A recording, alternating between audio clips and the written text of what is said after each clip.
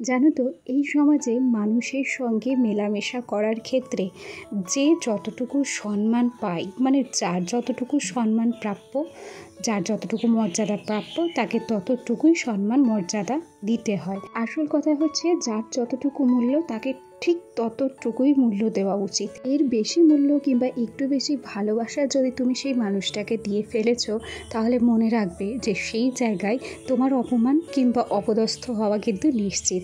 তাই একটু বুঝে শুনেই মানুষের সঙ্গে মিশতে হয়। আসলে আমরা ধাক্কা খেতে খেতে সমস্ত কিছু আস্তে আস্তে শিখবো। দাঁড়াও, অনেক গল্প অনেক কথা হবে তোমাদের সঙ্গে, তার আগে চলো নিজের পরিচয়টা দিয়ে নিই। নমস্কার, কেমন আছো সবাই? আশা করছি সবাই ভালো আছো, আর আমরাও বেশ ভালো আছি। আমি রিমি। আজকে আমার আরও একটি নতুন ব্লগে তোমাদের সবাইকে অনেক অনেক স্বাগত জানাই। জানো তো, গতকালকে যখন রাত্রিবেলা শুয়েছিলাম, প্রায় ঘুমোতে 11টা সাড়ে 11টা বেজে গিয়েছিল। 4:30টার সময় অ্যালার্ম দিয়েছিলাম। আজকে থেকে তো ছেলের স্কুল শুরু হয়েছে, তাই আমাকে যথাসময়ে উঠতে হবে। তবে শরীরটা সাথ দিয়েছিল না। আর জানো তো, রাত্রে অ্যালার্ম দিয়ে তুলে না ঘুমও ঠিকঠাক আসে না। শুধু মনে হয় এই বুঝি অ্যালার্ম বেজে উঠলো, এই বুঝি অ্যালার্ম বেজে উঠলো, এইরকম করতে করতে না সত্যি আমার ঘুমটা হয় না। যাই হোক, 4:30তে অ্যালার্ম বাজার পর উঠেছিলাম 5টায়। যেহেতু শাশুড়ি মা বাড়ি নেই, তাই উঠোন ঘর সমস্ত কিছু কিন্তু আমিই ঝাড় দিয়েছি। এখনো পর্যন্ত ব্রাশ না করেই কিন্তু ছেলেটার জন্য খাবার করে নিলাম। ছেলেটাকে আজকে আর দুধ খাওয়াবো না, আজকে ভাবছি একটু সুজি খাওয়াবো। আজকে ও স্কুল থেকে আসতে আসতে প্রায় 10:30টা বেজে যাবে। অনেকক্ষণের ব্যাপার, তাই ভাবলাম যে একটু সকালবেলা যদি ভারী খাবার খাওয়াতে পারি, তাহলে আমার মনটা অন্তত শান্তি লাগবে। সেজন্য শোনার জন্য আগে ভাগেই কিন্তু সুজি বসিয়ে দিয়েছি। আর এই যে গতকালকে না 12টা কাঠবাদাম ভিজিয়ে রেখেছিলাম, এই বাদামগুলোকে এখন খোসা ছাড়িয়ে নেব। আসলে দৈনন্দিন জীবনে আমার যে রুটিন, তা একটু হলেও চেঞ্জ করার চেষ্টা করছি, মানে গুড হ্যাবিটগুলোকে অ্যাড করার চেষ্টা করছি আমার ডেইলি লাইফে বলতে পারো। সেখানে কিছু অভ্যাস, যেমন এই যে বাদাম টাদাম খাওয়া, মধু জল তো আমি আগে থেকেই খাই। আর ভাবছি এরপরে না ডিটক্স ওয়াটার বানাবো, সেজন্য একটা কাচের জারও আমাকে কিনতে হবে। তবে আমার ঘরে না বিয়ের সময় আমি কাচের একটা জার পেয়েছিলাম, মানে জগের সেট। ভাবছি সেটাই বার করে নেব। সোনাকে আজকে থেকে টিফিন দিতে হবে, আরও একটা বাড়তি দায়িত্ব চলে এলো। আগে থেকেই গতকাল রাত্রে কিন্তু আমি ভেবে রেখেছিলাম যে ছেলেটাকে একটু ডিম টোস্ট দেবো। গতকাল রাত্রে ওর বাবা ডিম আনতে পারেনি, আজ সকালেই ডিমটা নিয়ে এসেছে, সসটা আর আনতে মনে নেই জানো, তাই শুধুমাত্র ডিম টোস্ট দিয়েছি।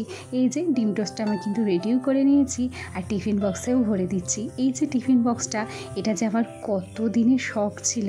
আমি যখন প্রথম আমার ছেলেকে কোনো হেলথ ড্রিঙ্ক খাইয়েছিলাম, এই পিডিয়াশিওরই খাইয়েছিলাম, সেই প্রথমেই না এই টিফিন বক্সটা ফ্রি দিয়েছিল জানো। আর তখনই আমি এই টিফিন বক্সটা খুব যত্ন করে রেখেছিলাম, যে যেদিন আমার ছেলে স্কুলে ভর্তি হবে, আমি একদিন না একদিন এই টিফিনে করে টিফিন পাঠাবো। সত্যিই আমার এই ইচ্ছেটা পূর্ণ হয়েছে। আমার আজকে না ভীষণ আনন্দ লাগছে জানো। চলো, জলের বোতল, ব্যাগ সমস্ত কিছু রেডি।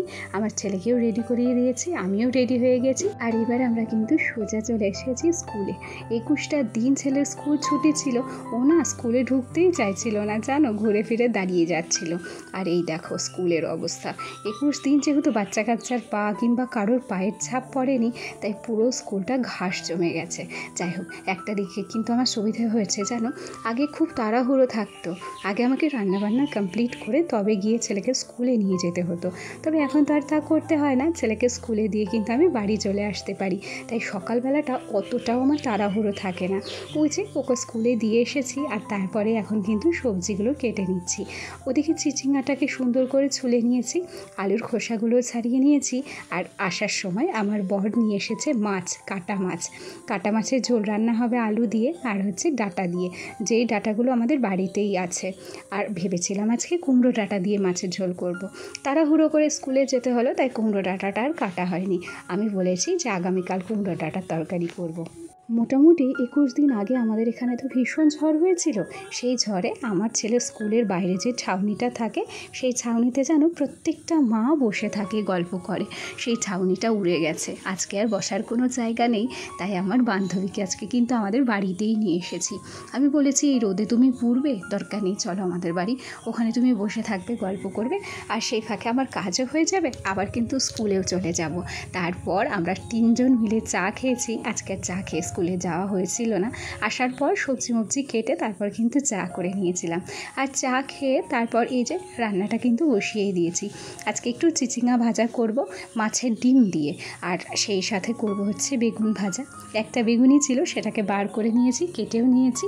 আর ওদিকে তো মাছের ঝোল হবে, সমস্ত কিছু আমি কিন্তু রেডি করে নিয়েছি গ্যাসের কাছে। আর এদিকে খেয়াল করো, গ্যাসে না আমি দুটো কড়াই চাপিয়ে দিয়েছি। দুটো কড়াইতে খুব তাড়াতাড়ি কিন্তু রান্নাগুলো যাতে কমপ্লিট করে নিতে পারি। আর ভাতের চালটা তো প্রায় ঘন্টাখানিক হলেও ভিজিয়ে রেখেছি, তাই ভাতের চালটা একটু পরেই গ্যাসে বসাবো, ওটা হতে আর বেশি দেরি লাগবে না। চলো এখন বেগুন ভাজাগুলো একটু বসিয়ে দিই। জানো তো, আমি গতকালকে এ বাড়িতে এসেছিলাম, স্নান করে তো আসিনি ও বাড়ি থেকে। আর আমাদের এ বাড়ির কলের জল যে পরিমাণ ঠান্ডা, বরফের থেকেও ঠান্ডা। ওই ঠান্ডা জলে স্নান করার পর এমন সর্দি লেগেছে, গলাটা তো পুরো ভাঙা ভাঙা হয়েই গেছে। আর কথা বলতে সত্যি ভীষণ অসুবিধে হচ্ছে। এই যে এখন ভয়েস ওভার দিচ্ছি, এরপরে যখন সন্ধে লাগবে বরের সঙ্গে যাবো একটু ডক্টরের কাছে। জানো তো, আমার আবার জ্বর, সর্দি, কাশি এগুলো হলে না ভালো লাগে না। কেন বলো তো, আমার একার সংসার তো, এই কাজগুলো আমাকে নিজেকেই করতে হয়। আমার তো কোনো হেল্পিং হ্যান্ড নেই, তাই আমি পড়ে থাকলে আমার কাজগুলো কে করে দেবে, সেই ভাবনা চিন্তা করতে করতেই যাতে বেশি অসুস্থ আমি না হয়ে যাই, তার আগেই ওষুধটা এনে রাখতে চাইছি আর কি। যদিও বা কাশির ওষুধ ঘরে রয়েছে, তবে একটা প্যারাসিটামল কিন্তু আনতেই হবে। চলো, রান্না বসিয়ে দিয়েছিলাম, রান্নাটা কিন্তু আমার বরই সামলাচ্ছে। ও চিচিঙ্গা দিয়ে মাছের ডিমের তরকারিটা করছে, আর এই ফাঁকে আমি কিন্তু বিছানাটাকে গুছিয়ে নিচ্ছি। হয়েছে বলো তো, আমি ভাবলাম যখন ও রান্নার কাছে রয়েছে সেই সুযোগে আমি বিছানাপত্র গুছিয়ে নিই। আর সব কাজ কমপ্লিট করে যদি ছেলেটাকে আনতে পারি, 12টার সময় ছেলেটাকে যখন পড়াতে আসবে, তখন আমি একেবারে স্নান করে পুজোটাকে সেরে নেব। আর এই যে দেখো, চাল ধোয়া জল কিন্তু আমি গ্লাসে রেখেইছিলাম বিছানাটা গোছানোর পর। এখন মানি প্ল্যান্টগুলোতে একটু চাল ধোয়া জল দিচ্ছি। বুঝতে পারছো মানি প্ল্যান্টগুলো পাতা কি সুন্দর সবুজ হয়েছে? আসলে চাল ধোয়া জল দেওয়ার জন্যই না গাছগুলো আমার এত সুন্দর হয়েছে।